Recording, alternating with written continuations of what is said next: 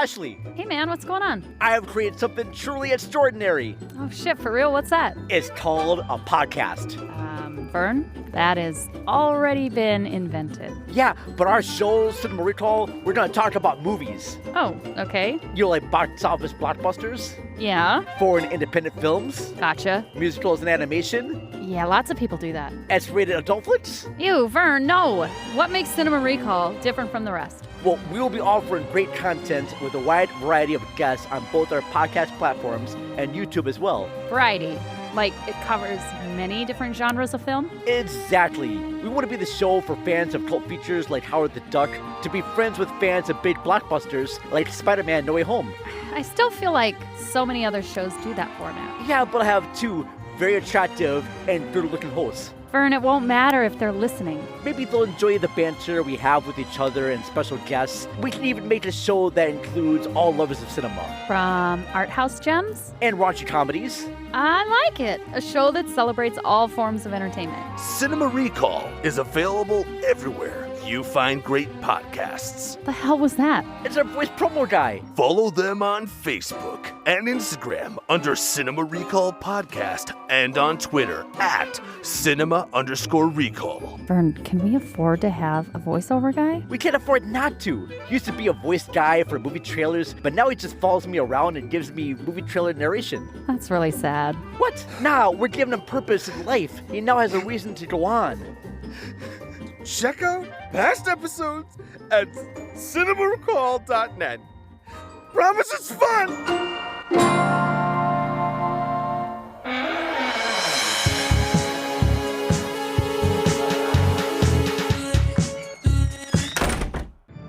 This Halloween, 6 strangers have been invited to a party. If they can stay up till dawn, they'll win $1 million each. The only catch is that they'll have to live through the night. Let the games begin. Welcome to the latest episode of the podcast That Wouldn't Die. I'm your host, Kevin. With me, as always, is Aaron. What up, Brother Bear? This week, we're going to be discussing the horror classic, The House on Haunted Hill. No, not that one. No. The remake. The remake with Not that Jeffrey. I like the original one to begin with. When my book club read that for our Halloween 2 years ago, I was like, what the f***? I said, I refuse to read that again. Wait a minute. There was a book on the House of Haunted Hill. The Haunted think of you're- Hill House. Not the same thing. We've had this discussion before. Well, what was the Lily Taylor bullshit? That's The Haunting. Oh, God. The Haunting, It's all which a was blur. based on The Haunting of Hill House. This is Loosely. The House on Haunted Hill, not to be confused with The Legend of Hell House. I was just going to say that. That was my very next thing. There were many. It's very confusing. But again, this is the early 2000s, or actually 1999. We're going to party like it's 1999. Yes, and they did. Which stars Jeffrey Rush, Famke Janssen, Taye Diggs, Ali Larter, Pete Sampras's future wife was in this.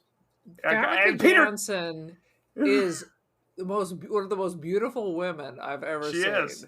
She's dynamite. Whatever happened to her? Was she on a horse or something? What happened to her? She's on the. She's beautiful. She was a Bond girl. She was an X-Men for a few years. Oh, that's right. She's Yes. an X-Men. That's why she was so familiar. She was, yeah. And then, time marches on. This was 25 years ago. I mean, Right. I mean, she's still doing Well, her quite thing. frankly, what's Taye Diggs doing these days too? Oh, Speaking of we're going to beautiful talk people. about this. We're going to talk about this. And then Peter Gallagher's eyebrows are in this as well. So you have that to look forward Peter to. Gallagher's eyebrows are always there. They're always the star of the show, and He's always the star. And at this time, he was always in a movie. I liked him in an ancient movie called The Idolmaker. I remember This that is where one. we came on the scene. After that, With Ray Sharkey. if I Ray remember. Sharkey. Yes. It was a classic. But after that, I think I had enough. Was he in Sex, Lies, and Videotape? He was. He Yeah, was. He was see? in While You Were Sleeping. Yeah. He was the father on The O.C. I mean, he may be a lovely person, but I hate him. Oh, I hate him. No, I Peter don't know. Gallagher. Maybe he's lovely, or maybe it's just the character he always play. But usually I can separate. He's no Fair enough. Skarsgård. Let's just say that. Which one?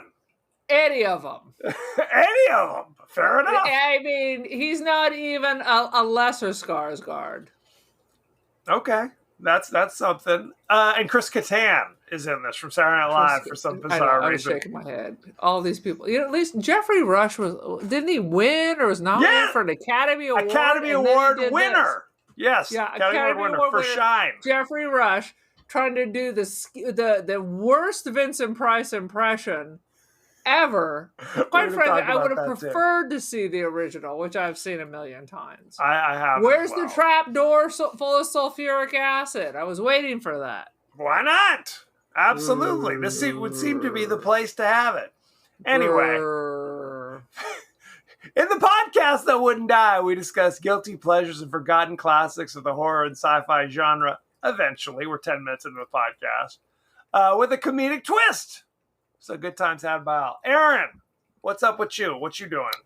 Last time I talked to you, I was complaining about that I saw The Nun 2. Yes. This week, I'm going to go see A Death in Venice, which I thought was going to be a remake of our Donald Haunting in Sutherland Venice, movie, right? The Haunting in Venice. Yes. But it is not. It You know is what it is? fake Agatha Christie. It's a real Agatha Christie.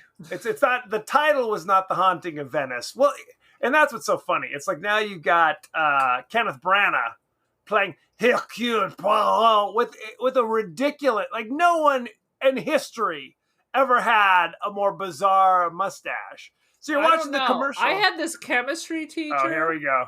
At Palm Springs High School, Mr. who had Jones. this Mr. Jones, and it Absolutely. would drip down and then shoot out like spikes, like he was the fucking predator.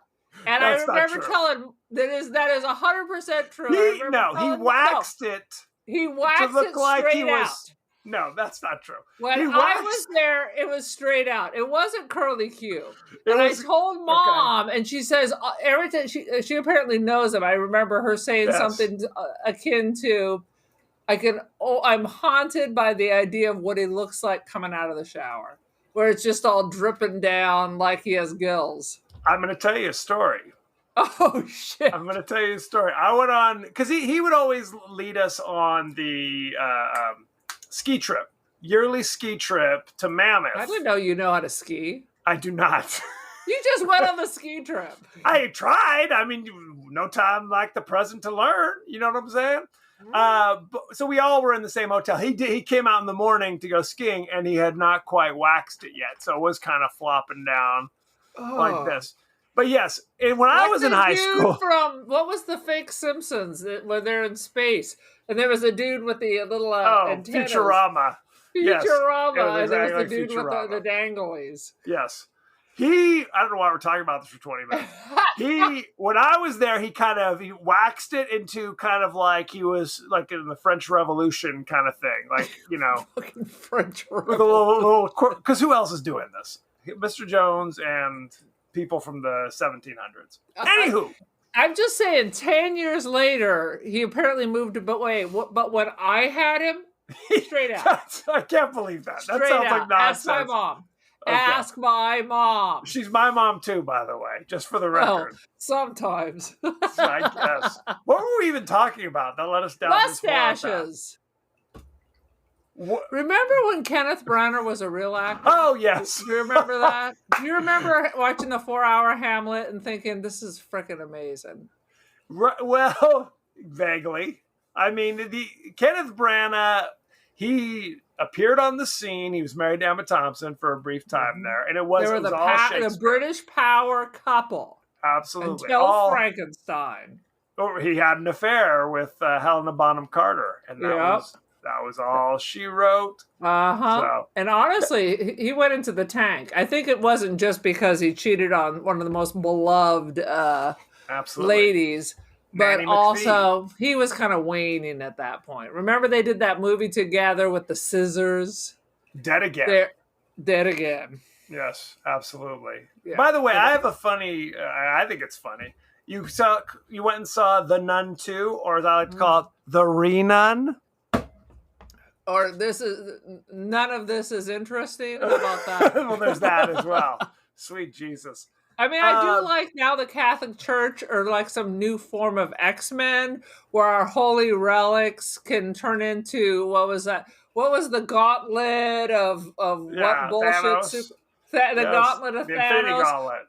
Right. So in this one, they have the dried up eyes of some saint, which she's been dead for 200 years, so it has to be smaller than a pea, rattling around in a Mentos tin. And it gives you... Mentos come in tins? Not Mentos. What was the other thing? Altoids. Curiously strong. Altoid tin. Yes. And you just hold it up and it glows. It is... The Catholic Church is now part of the Marvel Universe. That's all. Sounds good to me. I'm in. There we go. I'm in all the way. There's my special power. I think they got to pluck your eyes first, and then you get your special martyr powers. Let me get this train back on the track. Why don't you give us your... We're talking about all sorts of random stuff. The audience has already jumped out the window. The best part of The Nun 2 is if you sit through all the bullshit at the end, then you see our power couple back. So you're kind of they're getting a phone call. Is this a spoiler alert? Yeah, so they're coming back. What's it, what's her Mephisto? name? What are you trying to say? I can't remember. I thought I had her name Milo. Vera Farmiga? Is that what you're trying to say? Yes. Vera. And what's his face? And Patrick Wilson are picking up the phone. And that's taking the Easter egg. The end of Nun 2. So hopefully we got something good coming. Well, one could hope, because the last couple were kind of shaky even from them. Give us your 30-second synopsis of the House on Haunted Hill House. Oh, there's this crazy toxic couple, and, the guy's rich, so they're just taking bites out of each other. It's her birthday party, and mysteriously the guest list changed. They're all going to have it in an insane asylum. And then it's whoever makes it through the night gets $1 million. If people die, then you share the $1 million. The minute I hear people coming at me for $1 million, because, I don't know, in my hood, they cut you for $20. So I'm like, okay, out. I'm not waiting. But of course, people do. There's a lot of 13 Ghosts bullshit going on. A lot of American Horror Story asylum situations going on. Taye Diggs and the blonde chick win at the end. But honestly, it would have been better if she turned, since she was holding the checks, and pushed Taye Diggs off. That would have been the best. That would have been a shocking conclusion. That would have been a shocking twist. And she'd be like stuffing the $5 million down her bra going, deuces. And then what? She's trapped up on the ledge. I mean, she has to jump off anyway. Trapped up on the ledge. How about this is supposed to be freaking Los Angeles? Why is there a 1,000,000-foot insane asylum on a cliff? What cliff is that in Los Angeles? Is it in Malibu? No. It's Palisades. 900 feet. It's Arkham Asylum. That's what it is. It's Arkham Asylum in Los Angeles. Could be like Palos Verdes or something like that, perhaps. And why is it the House on Haunted Hill? When it was never a house, it was built as an asylum. It was never a house. No one ever lived there except for the inmates. You don't call a prison a house, so why is it a house on Haunted Hill? Is the hill haunted or is it the asylum haunted? I mean, I'm trying to remember, since I'm jumping in, they're all haunted. It's not a very clever, the House on Haunted Hill. I mean, now granted, the original it's one on a hill. It's not a house. The original with Vincent Price was like 1959, William Castle. So was that a house? I guess that was a house. I mean, a castle is people live in it. Right. So it was kind of like, it was a castle. Well, it was people William live in Castle castles. People don't live in insane asylums. Except for the insane inmates. People, they have to live there. This was like Cuckoo's Nest. So you wouldn't call it a house. Would you call it a home? I guess is the question. Home is where your heart is. Isn't Home. it? That's what they say. Absolutely. Had you ever seen this movie before? I've seen this piece of shit. Absolutely. you- Absolutely. It was like this was the time of all the remakes. I mean, honestly, Right. all these movies came out, and really, there's no difference between one or the other. Some are just more boring, some are more gross, but Well, it's all kind of the same flavor. I feel I'm almost positive I saw this in the movie theater, and I remember liking it more. You know what I mean? I remember, Right. not that it was great. I didn't think it was Shakespeare at the Well, time. how old were you in '99? 24? That's half a high schooler. So there you go.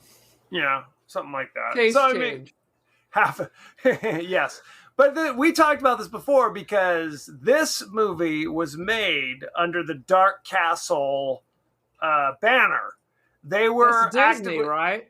no, it's Warner Brothers, but it was under Robert Zemeckis and Joel Silver were Okay. like, we're gonna go back into the vault. We loved William Castle's shit from the movies he made in the late 50s, early 60s. We're just gonna do remakes under this Dark Castle banner.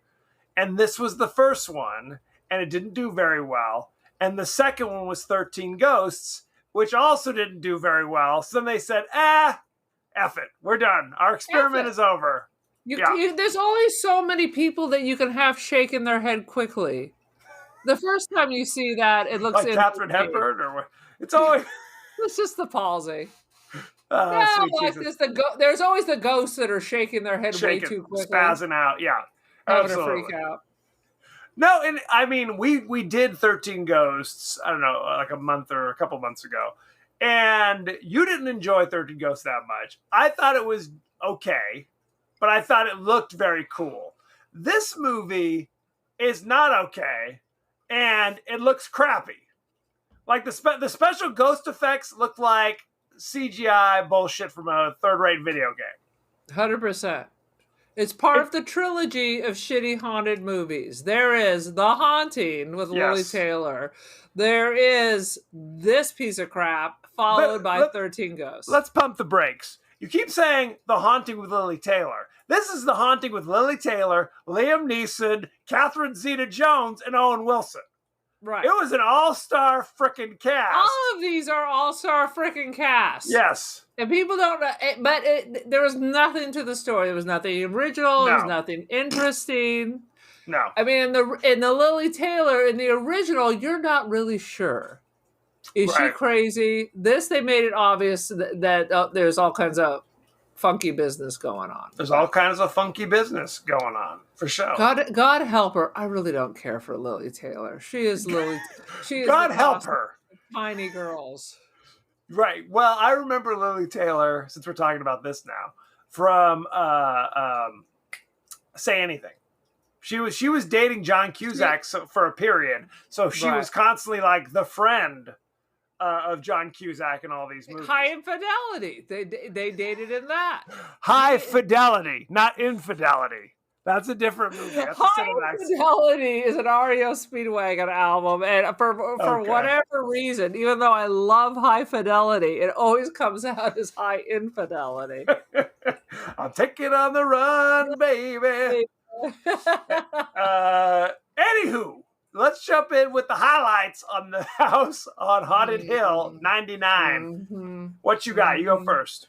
I said, why does it look like Wayne Manor? It makes no goddamn sense. They establish, thanks I to have Peter a lot. Graves. All my things all say why. Right. That's, yes, underline why. There is a opening montage where Peter Graves, host of Terrifying But True, talks That was about... kind of funny. I That was enjoyed that. that was kind of funny. The only funny part, because it was Right. like, yeah, he used to host all kinds of weird shows like that. Absolutely. Mr. Mission Impossible. Mr. Mission and from the Airplane movies. Mhm. He talks about how this was an insane asylum in this prime real estate where spontaneously the lunatics escaped from their cells and kill all the asylum workers, the psychiatrists, who were also evil. Like they were taking the lunatics and doing, I don't know, can you say lunatics? Is that inappropriate these days? The psychologically disturbed individuals and like doing horrible experiments on them. Too late. You're canceled. I am canceled. If My Favorite Murderer is canceled, we've been canceled for years. Absolutely. I wrote down, why are they recording the surgery on video with no anesthesia? The evidence of their crimes? It seems like evidence. Well, and it wasn't just, there weren't video cameras. They were in the old school cranking camera, which I always wonder, you have to have a steady hand and a sense of rhythm to make Those sure. Guys I read in my theater appreciation, whatever, in college. Yeah. Those guys, they had just to have the feel for it. They had to crank it. It had to be steady, had to be at a certain rate. Yeah. Absolutely. So evidently the psychiatry community in the House on Haunted Hill were like Nazis, where they were literally conducting horrifying and obscene experiments upon the mentally disabled. And then they turn on them. And of course, he seals the vault, which there's a lever that like metal plates slam down, which is also what happens in 13 Ghosts. Honestly, this is American Horror Story Asylum. It is. At least that part. So they're basically condemning themselves. So like, I'm going to lock myself in with the people trying to kill me. Is that the plan? Makes no sense. And then a fire bursts out. So they're all killed in the fire somehow, right? They're now, what is it? 8 people survived. 5 people escaped. 5, and evidently 5 like co-conspirators. Like 5 of the asylum workers escaped. But they were all in on the evil doctor's plans. Dr. Vonnegut.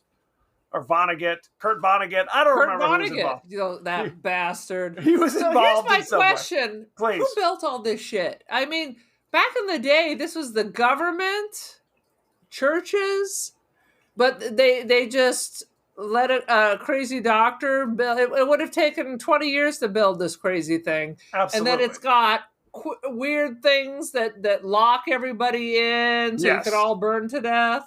That's correct. Makes no goddamn sense. So in modern days, Jeffrey Rush is a millionaire amusement park magnate. Yeah. Who is that a thing? Is that even a thing? Who's to say? Who's to say? Who has a contentious relationship with his wife to the point where they're constantly like threatening, I'm going to murder you. Tonight may be the day that I kill you. I'm going to get a gun. This is literally 1,000 either Hammer or William Castle movies where it's the Bickersons, she has a lover, she pretends that he has killed her, she has killed herself to drive him crazy. So there's probably been 20 movies in this sphere about this. I mean, immediately you know who the lover is. Oh, absolutely. Absolutely. But it's literally like, I will kill you in your sleep. It may be tonight, it may be tomorrow. I may kill you while you're awake. Who's to say? Like they're very casual about threatening to murder each other. And then she's like, oh, my birthday's coming up. Make sure you throw me a party. Right. I'm sending you my guest list. I'm sending you my guest list so you can throw me a party. Person that I'm threatening to murder tomorrow. So that's a weird relationship. Well, you know what's really weird is then at the end, when the creature is coming for her, after he has been shot, he's trying to kill her. She wakes up, blah, blah, blah. He's warning her to get up and get out of the way. Yes. You got the sense that he still relationship. He loved her.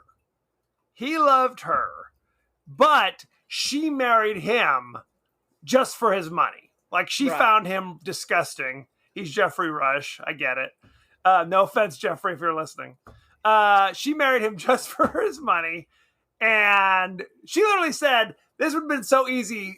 You could have just granted me a divorce and torn up the Yeah, that's nuptial the hook. agreement. The That was the pre- hook. If you'd just torn up give me half your millions, we wouldn't have had to come to this lowly state. But you're right. When later in the movie she falls in the hole with the ghosts and creatures, he's like, Helen or whatever her name was. What was her name? Yeah. I don't know. It's always Something. Helen. Helen or whatever. Hurry, get out of here. But by then it's too late. So They're sucked into the fog. This is mash of shitty CGI, fog, smoke. It was just terrible. It's the worst. It is the worst. And what happened to poor Lisa Loeb? And how come she didn't get to sing? So, okay, at the beginning of the movie, we're introduced to Stephen Price, played by Jeffrey Rush, who's introducing his new roller coaster.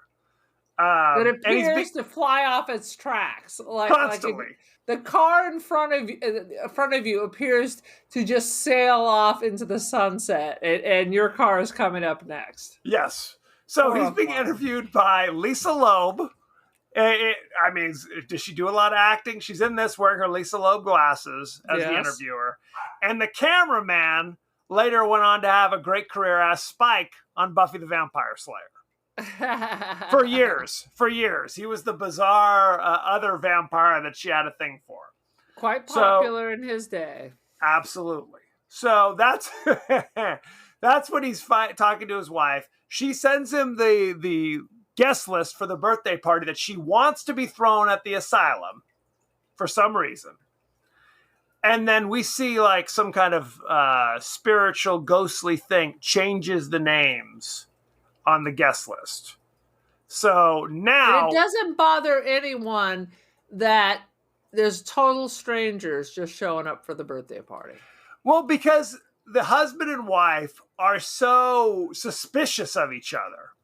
Each is convinced that the other has done it. These aren't the people on my list. You must have changed it. I sent the list that you brought me. I don't know what you're talking about. Guys, get the out. Party's over. One of us? Party's over. Get the hell out of here. Party's over. Why are you at my house/asylum? No question. It's very much like, you didn't invite him. I didn't invite him. Party's over. It's like, no question. It's not like, well, I guess I'm just that good of a host that I'm just going to have to go on with the evening's festivities for no reason. Makes no sense. So at this point, you've got Ali Larder from Final Destination in blonde hair shows up as one of the chicks, who it turns out she wasn't really invited anyway. It was her boss who was invited, and she's stolen the invitation because she needs the cash. Taye Diggs is invited. And then he's like, I'm not even related. I'm adopted. I was adopted. Your blood is tainted. Bridget Wilson, who later became Bridget Wilson Sampras, arrives with her crazy 1999 era video camera. I had one of those. That was state of the art. They were big. No question. And Peter Gallagher shows up as well. He's Dr. Blackburn. I don't care for Peter Gallagher. So we're learning. And of course, Chris Kattan pulls up in his piece of shit like AMC Pacer Gremlin or something. But of course, he owns this gigantic asylum. He's the guy who owns the asylum, driving, a car 40 years old with just shit all over it. Like, it's got rust. And how does he own the asylum? Isn't it owned by the state? His grandfather built it. His father was trying to refurbish it and then died in the undertaking. And seemingly only why is he trying to refurbish it? I mean, it's question number one. So if you're the mason on a construction job in the 30s and the inmates murder the doctor, it reverts back to you? Is that California law? Shit. I guess so. Is that a Los Angeles thing? I'm not sure about that. It's a thing. So when they walk in to the foyer area, it's clearly meant to be like a beautiful appointed mansion, right? It doesn't look like the entryway of an insane asylum where there's like a front desk where you check in and there's There's no like locked door. You know what I'm You saying? never see a bedroom. You do see a bedroom. She retires. She says, I'm out of here. Oh, This is you're your right. party. She goes up to the bedroom, a beautifully appointed bedroom. Everything at ground level up is beautifully appointed. The moment they take one flight of stairs down, it's a shit show. It's like totally, but again, it doesn't look like it's suffered fire damage, right? I don't see any evidence of fire damage. It just looks old and shitty. So when you're bringing in a new inmate to the asylum, they go through the living room? They go through I guess. They go through the living room. So at some point when you're having drinks by the fire, the next psychopath is let in his ball gag and chains. Yes. Lovey, I gotta get the gimp. Exactly. That is, from what we can gather, that's the situation. Now, the 4 guests, by the way, 4 guests to your party, that's some banger, right? What is it? Are we playing bridge? I mean, what's the plan for the evening? It's not a catered do. I see no drinks and I see no food. I see handguns. This is the worst party I've ever been invited to.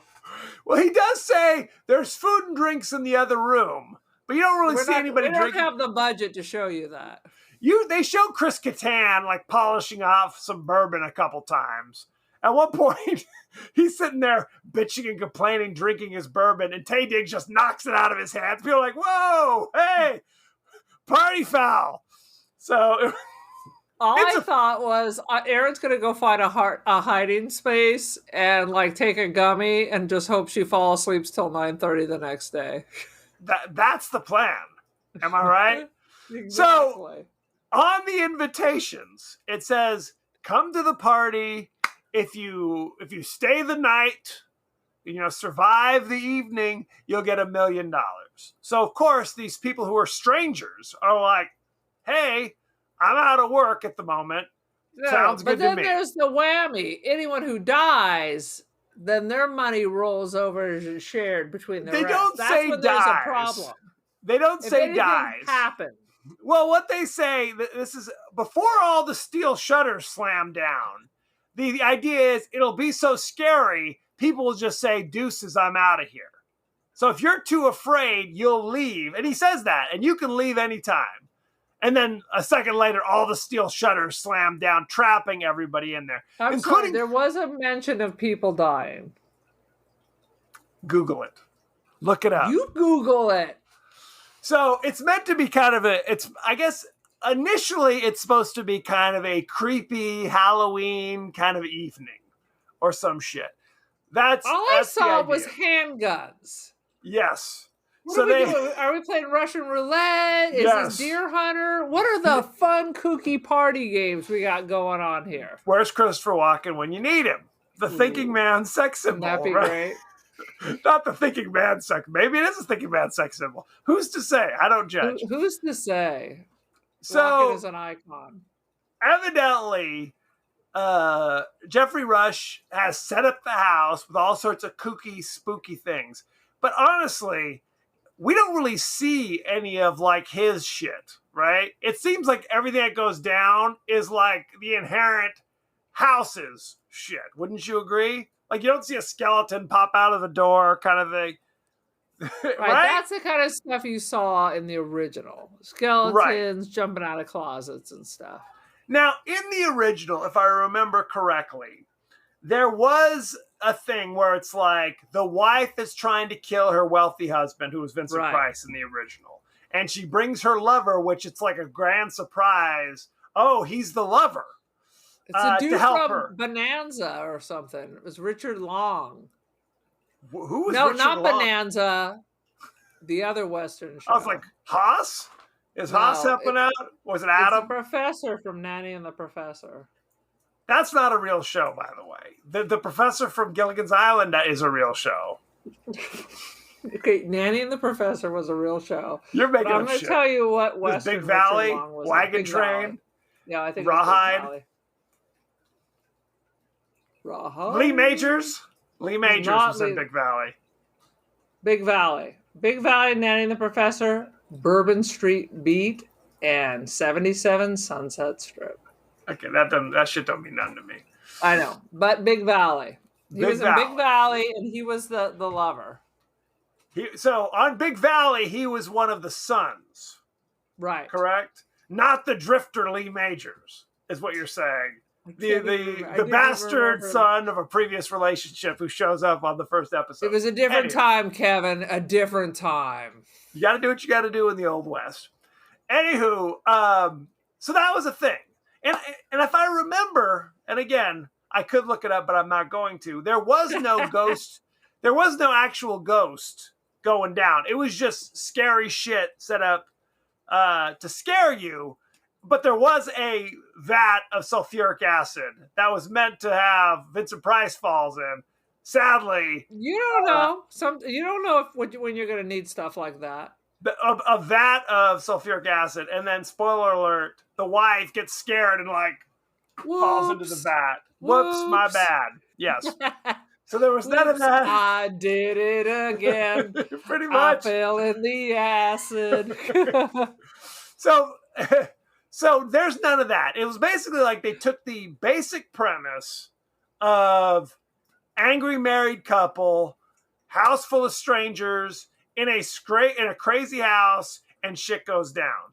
After that, they kind of add their own flavor, which what we learn is there are ghosts in the house, but Chris Kattan says that ain't shit. Don't worry about the ghosts in the house. It's the house itself. Right. That you got to worry about. The house is the issue. Not a house. It's an asylum. It is the hill, in fact. It is not the house. It is the hill. It's the hill. It's Watch like that. In Poltergeist, they moved the tombstones, but they didn't move the coffins. That was the best. That was one of the best reveals. So, which is not cool, by the way. Coffins. Poltergeist was spooky as F back in the old day. The face melting, not so much, but that whole premise, like when she falls into the swimming pool and the coffins pop up, because that really happened. When I was a kid, it was all over the news. There was flooding in the Topanga Canyon, and it washed through a cemetery. This is where they got the idea. Washed through the cemetery up in the canyons above LA. So people were literally fishing old coffins and bodies out of the muck, out of their pools, out of their front yards. Oh my God. That'll give you a nightmare. That's where he got the idea for all this shit. Well, and in Poltergeist, no es bueno. No es bueno. There was like a bit of a scandal. I think we talked about it when we reviewed Poltergeist. Go back and check it out, ladies and gentlemen. Where they determined that the skeletons in the swamp water with Jo Beth Williams were real skeletons from India. But the reason why is because when you have skeletons, like for medical research or whatever, at universities to learn about anatomy or whatever, they are real skeletons. They're real skeletons. That's not anything bad necessarily. But the reality is it's cheaper to go to your medical supply place and grab a few skeletons to throw in the water with Jo Beth than have somebody make skeletons out of whole paper mache or I don't know, something. Just go get to the medical supply place. It just makes economic sense. Here's my question, Please. I had a friend who was in a nursing program, and I convinced the program to let me go over and take pictures while they were doing a dissection. What happens? I mean, you can only whittle down so far. What happens when they're done with this? They just send it to Hollywood? Yes. To this day, I cannot eat Arby's after witnessing that. It is literally the same color as oxidized roast beef. Never again. Lovely. Nope. This sounds delicious, by the way. It is not delicious. And the pictures were terrible. And I'm not sure what I did with them. So let's get this train back on the track, shall we? Arby's looks like cadaver meat. That's all I'm going to tell you. They established that the whole the interior had all been destroyed in the fire, right? At the beginning when the inmates were running the asylum. A fire broke out, everything was destroyed, right? However, they keep finding old psychiatric devices in perfect working order.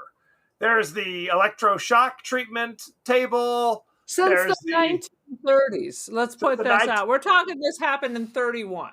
In 31, a fire destroyed everything. So even if a fire had destroyed everything, I can't imagine the electroconvulsive treatment, the water treatment, all the weird treatments that were still there would be working at all. There was a fire that basically Yes. cooked everyone in an oven. Incinerated everything. Incinerated everyone and Yes. everything except for the plumbing and all the electrical. And all the devices. And frankly, and all the rest. And except for the carpeting and the wood and the kitchen. Well, again, they did. Chris Kattan's father allegedly started to refurbish. For what reason? No one knows why they're refurbishing. And again, this isn't an old mansion. This is an old insane asylum.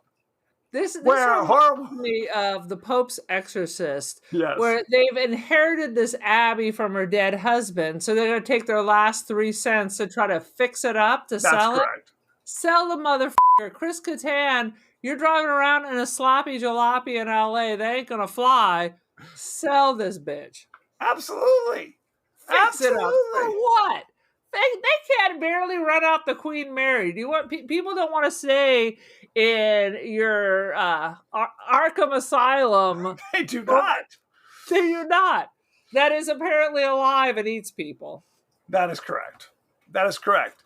So now, halfway through the movie, it appears as though Famke Janssen has been electrocuted to death. But in surprise, surprise, it was all part of her trick to fake her death so that all the randos at the party that she didn't even know were going to be there in the first place would think that Jeffrey Rush did it, and then they'll be driven to shoot him. I think it's interesting. So she was going to invite all her friends, so they would have been on her side anyway. I guess. But here's a problem. Yes.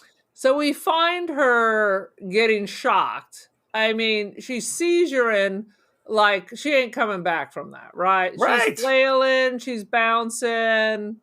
First of all, you wouldn't be making any of these sounds or anything. I'm just telling you that because I've seen videos of people getting electric shock. Okay. At one point, I was a psych major. So you're not, all that is not happening. They're going to say I used to be an inmate of this asylum. Just for fun. And then the good doctor comes and gives her a shot to wake her up. So are we supposed to understand that was really happening to her? Because if she was unconscious, she clearly wouldn't have been having these crazy seizures. And if she wasn't fake doing it, then she would be dead. Correct. So the question is, was she actually being shocked? Or was she just pretending with like thrashing around? But if she's just pretending, then why does he have to give her a shot to wake her up? Exactly. That doesn't make any sense.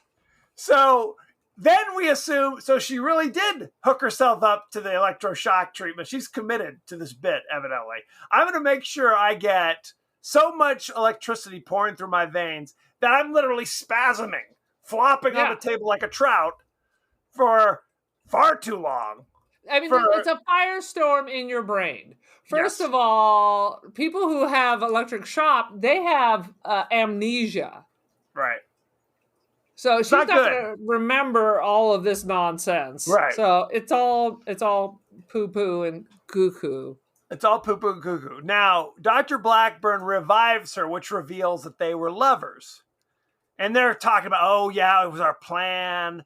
Now one of those other randos will pick up the gun that Jeffrey Rush passed out for some godforsaken reason, and actually shoot him. And then she's like, I don't think they'll be convinced. I think we need one more murder.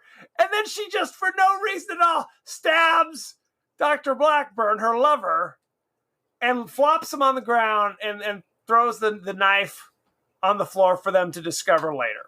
Well, I mean, it makes perfect sense. He's the weakest link. He's going to expect a piece of this action dealt with. That's the most logical thing of this whole situation. I thought he was expecting a piece of something else. not a piece of the action, if you know what I'm Well, saying. and he is Peter Gallagher, so he deserves to die. For that reason alone, stab away. Is that what you're saying? Had to be. Very upsetting. And quite frankly, when Jeffrey Rush gets shot, it's very clear that he's wearing a jacket. Why is that very underneath that. clear? Because I could see it. That would explain it. Absolutely. I mean, I could see that he's got this padding on underneath his clothing.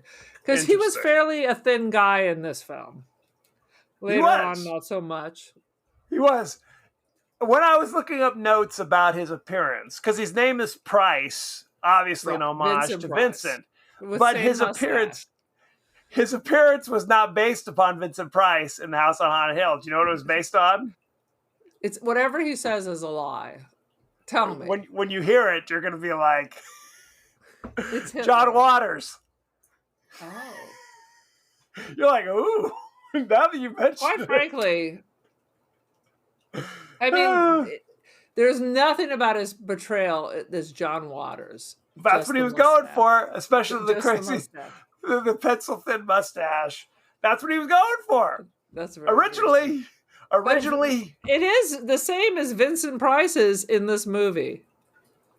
John Waters, God bless him, he's still hanging in with that crazy lip ring and mustache.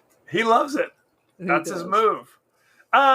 In addition to the ridiculously horrible CGI of the ghostly shadows flopping everywhere, there was also random moments of just ghost nudity that popped up.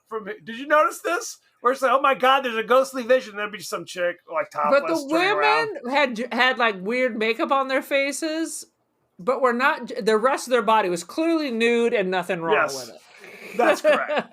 They Monster had bloody face. lipstick. They looked like old hookers from the Moulin Rouge if Yes. they had a good meal. That is correct. Like unmotivated ghost nudity from characters we've never seen before, don't know anything No. about. Here's what I'm. Look at my ghostly breasts. There's a lot of It'd be that. just random fucking ghosts for no apparent reason, Yes. just appearing and really doing nothing. Correct. And the head shaker. And the head shaker spazzing out. Now, it's revealed that the people who were chosen to come were the descendants of the 5 people who worked at the asylum who were also evil. So it's the house getting revenge.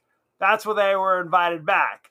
So you- evil. So who was it? It was Stephen Price and his wife were Right. both descendants. It was not Chris Kattan. Was it? Was he one of No, I mean, there were all these people who are not even related to right. this. Well, that's Chris and that's Kattan, you're a Freemason. You must not a die. Freemason, just a regular ass Mason. He did charge. A Freemason. Yes, that's exactly what he's doing. Anywho, but we've already established that Ali Larder took her boss's invitation. So she's not related to them. Tay Diggs, not related. I'm adopted. What do you mean I'm adopted? I didn't do anything wrong. He's about to be killed by the ghostly shadow, and he goes, I was adopted! and the ghost goes, oops, my bad. I mean, I don't know what the Well, ghost I is don't going to know how Jeffrey Rush and his wife are. They're not part of it. Are they relatives? do. They were relatives. What, are They they were married revealed. brother and sister? How are they? They would have been his parents. No. Each one of them had a descendant. Like Nurse Stockard was her descendant, and Orderly Price was his. I'm remembering very vaguely, but they were all descendants. Blackburn was not, because he wasn't even invited in the But first there were place. 5 descendants and Yes. 8 people. Right. Correct.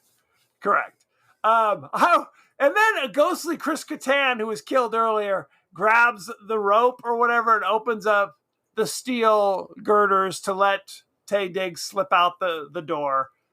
the worst door ever. Because again, they're on a 1,000-foot precipice. And why is there a door there?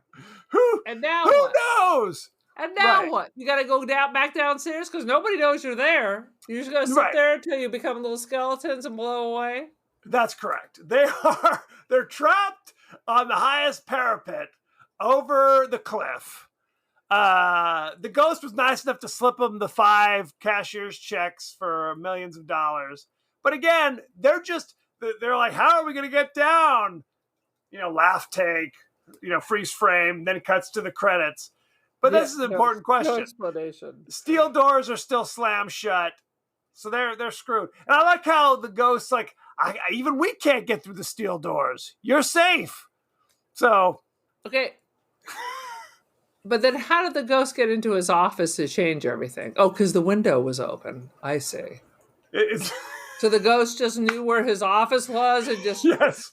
took a bus from Pacific correct. Palisades, DTLA, and then there we go. Well, they do have mass transit, so they've got, I think there's a subway down there as well. So they do have some subways, but I don't believe the subway goes to the Palisades. So I maybe got a ghost Uber. There's a ghost Uber. There's a ghost Uber. Absolutely. Any other thoughts and feelings before we go behind the scenes? Oh, at one point, Jeffrey Rush was trapped in what is a zoetrope. Yes. And it never occurred to him to just close his eyes. He put on some goggles because it was too distracting, and the goggles didn't do zippity doo dah. You're right. He could have just closed his eyes. You don't want to watch a movie. When I was watching, what was that? Let Me In. I was like, Let me in. I had my hands over their eyes. Every time there was an eye pluck scene, close your eyes. How about that? Pluck it out. Pluck it out. If the eye offends thee, pluck it out. Oh, sweet Jesus. Shall we go behind the scenes? I wrote something here. How was she flogging if she was out? That's a good question. How is she flogging if she was out? We may never know the answer to these questions. All right, next. Behind the scenes. William Malone, the director, got the idea to set the movie in a former insane asylum when he was filming an episode for Tales of the Crypt. In a former asylum, and noticed that crew members were running scared out of the basement, not wanting to film there. So there you go. That's important. God, what is that funny? Famke Janssen performed her own stunt when the glass ceiling breaks. When she just moved out of the way? She had to lay there and the thing comes down. And I guess it came down so heavy that her head kind of bounces on the table a little bit. So that's important. So her stunt was laying still. Laying still with glass smashing next to her. You get a bump on that? You get a bump. Now, Chris Kattan established mere moments earlier that this was a rare, stained glass from Europe. And then 2 seconds later, it smashes down, which everyone assumes this is one of Stephen Price's pranks. Why doesn't he say, what the hell? That cost thousands of dollars. Right? Questions. Why did if he's so afraid of the house, why is he inside of it? Why was he there at all? First of all. Wouldn't you have to pay in advance to rent someplace? I would be standing at the steps. Absolutely. Here's the combo to the lockbox. Show me the money. Deuces. I'm out. Deuces. I'm not coming. I'm not letting you set up everything, right? It's send out the invitations, and then I have to ferry everybody up to the front door. And then I say, by the way, would you pay me? That's not how this works. Nah. Not how it works. And whatever happened to Jeffrey Rush's little homie who was supposed to be doing all the pranks that never happened? His face got ripped off. He went in there later to be like, what the hell's going on here? And his chair turns around and he has no face. Like the skull was scooped out with a giant melon baller. At that point. I missed that. I don't blame you. I fell asleep 3 times watching this. The roller coaster at the beginning of the movie is the Incredible Hulk ride at Universal's Islands of Adventure in Orlando, Florida. So there you Another go. Florida situation. Because I was wondering about that. Did they build a roller coaster for this movie? No. But I'll tell you what. The Kiss movie at Magic Mountain, they did not Yes. build the roller coaster just for Kiss. Why not? Why Why not? not? No, And we haven't watched that yet, by the way. No, we haven't. We may never watch it. I really enjoyed the opening of this movie. I thought it was fun. I thought all the roller coaster stuff was fun. It lost me when the steel plates come down. Yeah, when it they're was on the over. asylum. Then it was not nearly as entertaining. Let's see. Marilyn Manson was considered for the role of the evil, ghostly Dr. Vannicut. But he did the opening and closing credits. Because he sang Covering the the Eurythmics. Right. Yeah. These dreams are made of these. Yeah. Sweet Anyway. dreams, not these dreams. Well, whose ever dreams they are. I don't know anything about it. Apparently they're Marilyn Manson's dreams. Could be. When Price says from here on it gets really scary, his roller coaster zooms past him on the tracks. The coaster had to be inserted digitally. If it were really to have been in motion as he stood there, the wind from its movement would have sent Jeffrey Rush flying off the ride entirely. So that's good to know. I suppose it is. Chris Kattan, shockingly enough, improvised some of his more comical moments in the film, as he was encouraged to do so by the director. A lot of comical There was moments. nothing comic about it. He should have done the head bump thing. What's the head bump thing? What does that He mean? was doing. What is happening? Sweet Jesus. A night at the Roxbury. Oh, gotcha. I thought you meant he started spazzing out. Same difference. William Malone wrote over 20% of the film's final screenplay, though he ultimately didn't get a writing credit. He's very upset about that, as you might have. I wouldn't be upset. Just credit me as Funky Joe. In the original script, Melissa Marr, played by Bridget Wilson Sampras, had more dialogue than she did in the final script. In the final script, some of her lines went to Sarah Wolf, the other blonde. I mean, they basically seem very similar characters, and then one just kind of goes off, gets killed. They're like, okay, moving on. One ends up being just like a lung and a boob. It's sad. Cindy Crawford was considered for the role of Melissa Margaret Marr. There's a lot of these.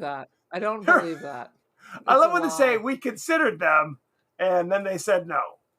Is that basically we what were it sitting is? in a bar considering different people that will say no if we ask them. That is correct. Let's see. Warner Brothers and Dark Castle Entertainment, in an homage to the marketing gimmicks of William Castle films, promoted this film by providing movie theaters with scratch-off tickets that could be given to movie patrons. The scratch-off ticket would give each movie patron a chance to win prize money, just like the characters in the film. That doesn't sound very interesting or creative. Well, they didn't do it. It's no Tingler, that's for sure. That's for damn sure. They did not do that for any other film before or since, because they realized Because it not was a great stupid. idea. Yeah.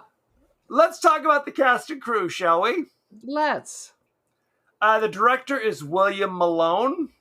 You know him from such things as The House on Haunted Hill, Fear.com, Oh, God. Parasomnia, which I'm unfamiliar with. Come on. And- It's just the slide. It's just the slide It down. is. He directed one episode of the TV series Masters of Horror. What do you think of that? Okay. I think stuff. that's the end of his career. Let's go. Let's talk about the cast. Jeffrey Rush played Stephen Price. You know him for such things as The King's Speech. He played Yeah, he Lionel was Logue in amazing. 2010. He played Philip Henslow in Shakespeare in Love. Love Shakespeare in Love. He was great in that. He was great. He was the Marquis de Sade in 2000's Quills, which I did saw, see that. shockingly enough. We all saw that. Yeah. And he was Captain Barbossa in the Pirates of the Caribbean, The Curse of the Black Pearl, and frankly, all of the Pirates of the Caribbean movies. Yeah. The first one And- was great, and then it's all a bunch of the same bullshit. First one was pretty good, and then it was Yeah. downhill from there. Mhm. We didn't even talk about That marked the end of the acting career of Johnny Depp and the end of the directing career of Tim Burton. They just gave up. Tim Burton did not direct those movies, by the way. I'm sad to say. What? Don't Seems like lie he to should me. have. He Seems like directed should the have. first one. What? No, he didn't. Who directed? No, he didn't. I don't Keep know. talking. You look it up. Famke Yes. Janssen played Evelyn Price. You know her from such amazing things as X-Men The Last Stand, which is a piece of crap. She was Xenia Onatopp from GoldenEye, the James Bond movie. She was Jean Grey in X-Men, the original, which was all right. I And of remember course, that. Evelyn in The House on Haunted Hill. She was Danish. She's a Danish model turned actress, if I remember correctly. Taye Diggs. Taye Diggs, what I wanted to say is he had a couple years there where he was everywhere. He was the dude.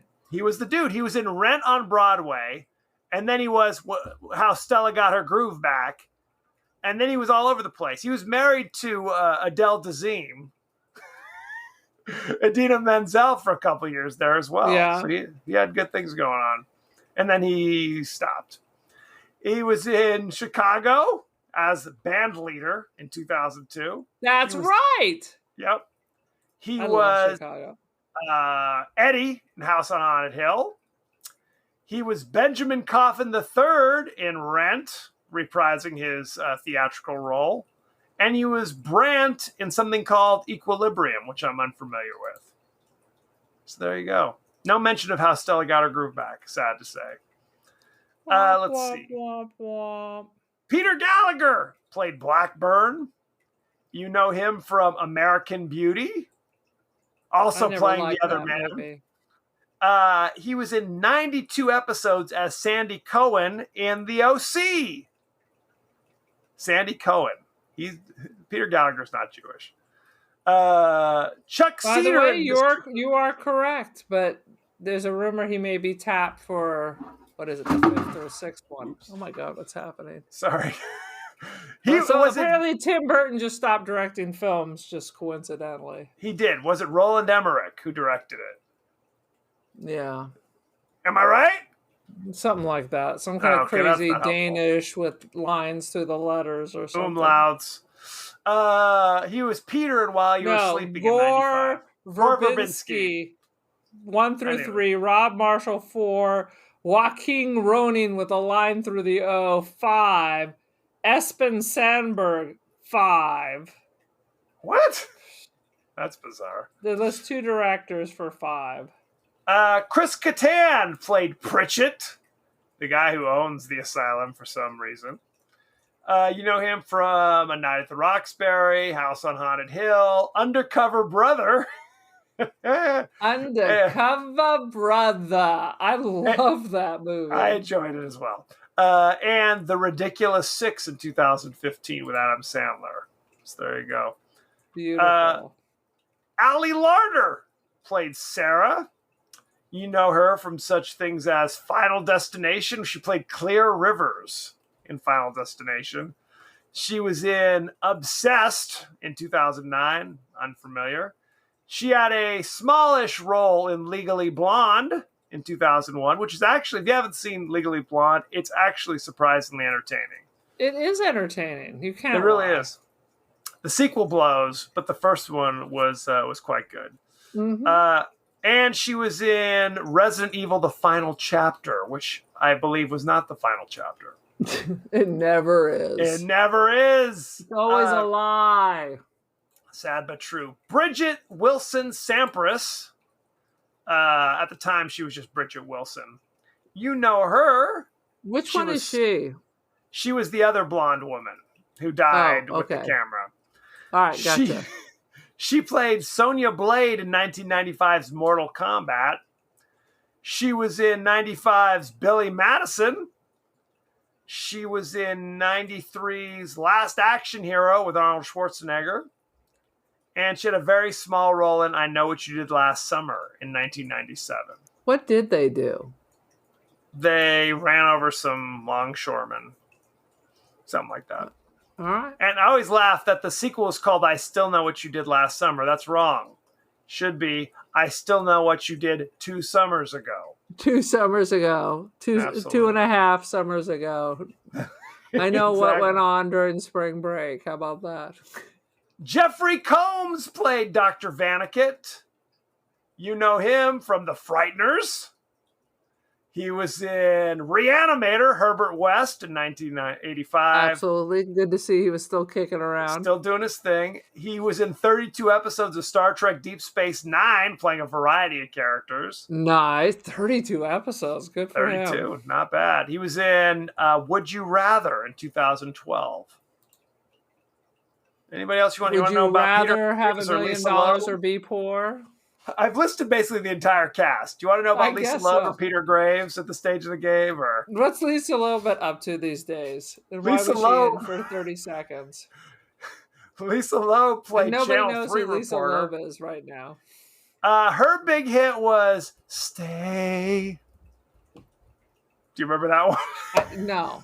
Her big hit were her You glasses. say Oh, na na na na na na.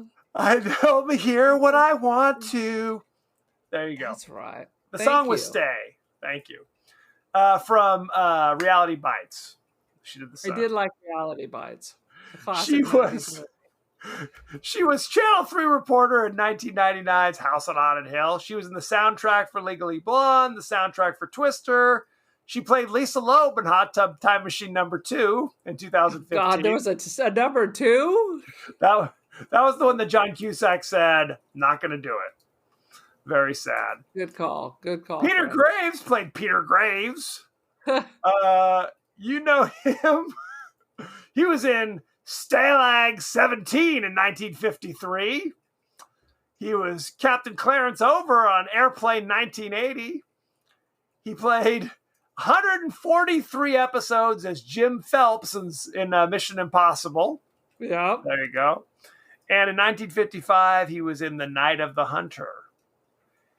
And I always say, I discovered that his older brother, James Arness, was Marshall Dillon in Gunsmoke. So there you go. I can't even say I ever watched Gunsmoke, but I'm still mesmerized by this list behind you. Is your daughter going to see Ed Sheeran? What is this list of people here? Sleeping with Siren. She's going to a concert. And then Ed Sheeran. And then Pierce the Veil. She has Dude, she's rocking like her aunt, like one concert a month. I still have That's an true. extra ticket to see Måneskin. Shall we talk about the rating? Boom. House on Haunted Hill currently on Rotten Tomatoes, 31%. Yeah. Do you know what Yeah. the audience gave it? 12%? 42%. Still a failing grade. This audience is full of stoned and drunk high school boys. Sad but true. Owen Gleiberman from Entertainment Weekly gave it a B-. I'm not reading the full review. So there you go. First of That's how all, I do it. he's clearly insane. There's some cerebral damage with a B rating for this nonsense. Steve Murray. I gave it a B because there was a boob. There was one boob. That's all you need. Steve Murray of the Atlanta Journal-Constitution called it a bloody mess. Yeah. There you It go. wasn't even that bloody. It was just a mess. Michael Atkinson, Mr. Showbiz. He says, paints at characters and strokes so broad, just one would cover a barn. And in the end, indulges in lame, dull digital effects that would put a 5-year-old to sleep. Okay, first of all, the first half was nonsense. The second half of that review was 100%. 100% As true. it knocked you out 3 times. It absolutely did. Lucy was like shaking me. Daddy! It was very upsetting. What is your rating? What did your daughter think? She didn't watch much. She was on her phone half the time. She didn't know what was Exactly. happening. As was Aunt Erin. Well, she was pissed. She was like, I want to watch something, and you're taking my time and falling asleep. So that was a sad situation. Sounds about What is right. your rating for The House on Haunted Hill? I'm going to give it 2 out of 5. If you find the VCR tape or a CD at the Walmart, and even if it's marked down like 25 for $1, just throw a match. Burn it down. Don't waste your time. I don't care if it's on like Turner Classics, 900 Days of Halloween. Skip it. Skip this. Skip Lily Taylor. Cancel Lily Taylor. Lily Taylor's not even in this movie. She's catching strays. It doesn't matter. Anything that has the words haunting and a house, kill it. Bring in the Pope's Exorcist. Throw some holy water around and just walk away. Save your time. Hit yourself in the head with a hammer instead. So if you saw 25 movies for the price of one, you wouldn't just turn away and walk off. You would commit arson. You would burn the place down like the asylum was in 1931. If there was a requirement that you had to take, this movie had to be part of it, I would be deeply offended and I would cause a ruckus. You would cause a ruckus. Fair enough. I also gave it 2.5 ghost breasts out of 5. Ghost breast. That's just one. Is all I need. 2.5 of them. Look, you gave it 2.5, and it was talking about committing murder and arson. I just thought it was kind of 2 out of 5, not 2.5. I gave it 2.5. I think it's kind of crappy, but I mean, I've seen worse. What qualifies for a 1, Kevin? What qualifies for a 1? I think I told you, Forbidden Zone, I would have given it a 0 on Letterboxd, but they don't give you that option. I had to give it half a star. You didn't buy it? Did not buy it. That place, I am committing murder and arson. Look, House on Haunted Hill, it's just kind of crappy. I mean, that's the only way I can put it. I don't think it's crappy. It's boring. That's all you. It's crappy. It's boring. It's not horrendously awful. It's just kind of like, you know what? Take a pass. Not worth it. There's too many other good things to watch. Too much. Don't waste your time. Life's too short. Life's too short. Just give it a pass. Now, don't commit arson. Don't burn the house down. Don't commit murder. Just, you know what? I'm going to change the channel on 900 Days of Halloween. Whatever that is. I'm in for it. All I can say, you come home from work, you crack a beer, and you say, I got to watch some Jeffrey Rush tonight. I got to watch him. I can't go to bed. The weekend doesn't start until I get me some Jeffrey Rush. Shakespeare in Love. That's all you need to know. I mean, you'd rather they watch the bathroom scene from Shine where he's in naked. Yeah, okay. Do you think anyway. I saw that? I never saw that. Don't Google it.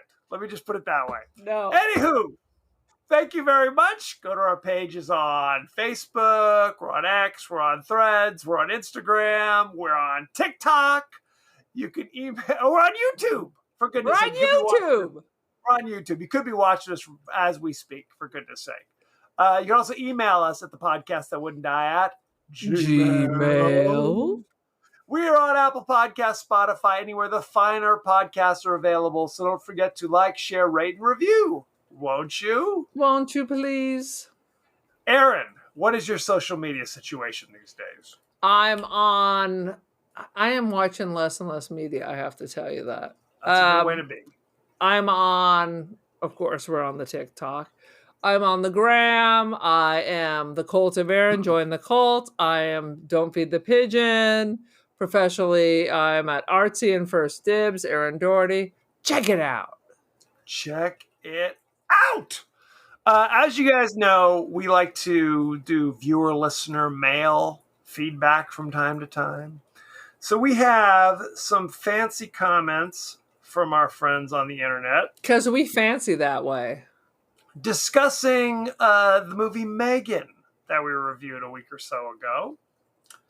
David Rosen says, one of the most fun theatrical experiences of the year, Aaron.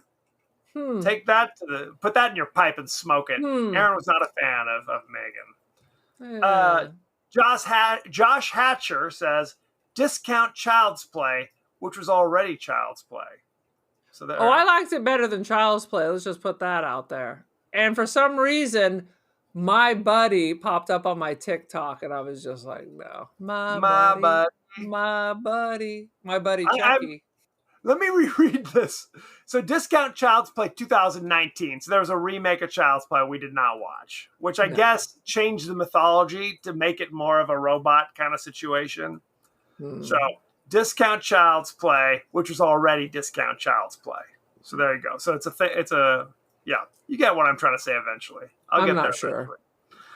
The I Finally Watched podcast said, loved it. I'm not even into horror that much, and I watched it twice in a month.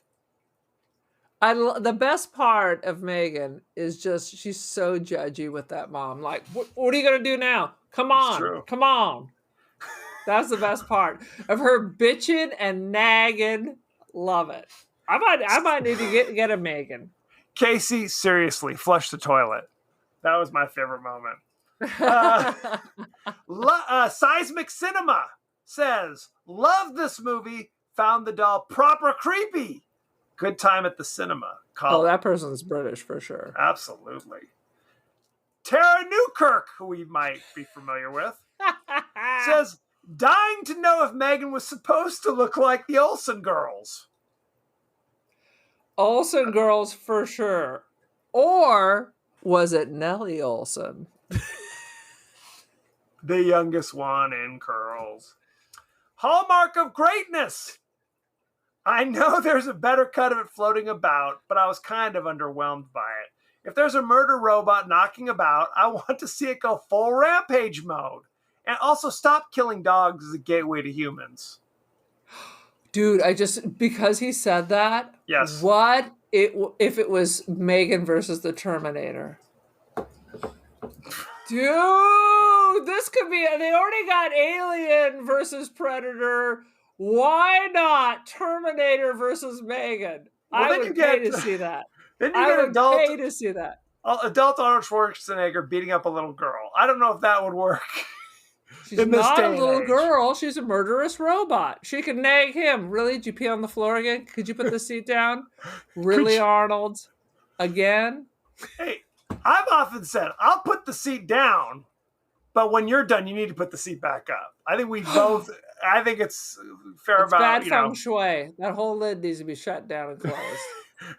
And throw a grenade in there just to be done with it. Well, apparently you already threw a grenade in there. Why everybody wants you to close that biz up. Clearly.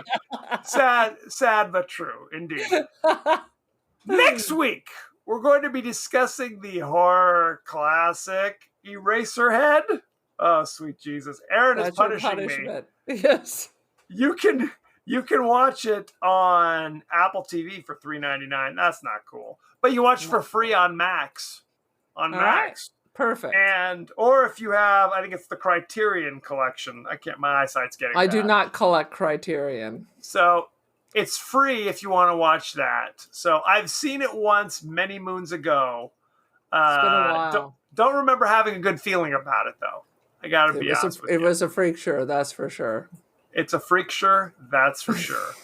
So, thank you very much, and be well. Bye.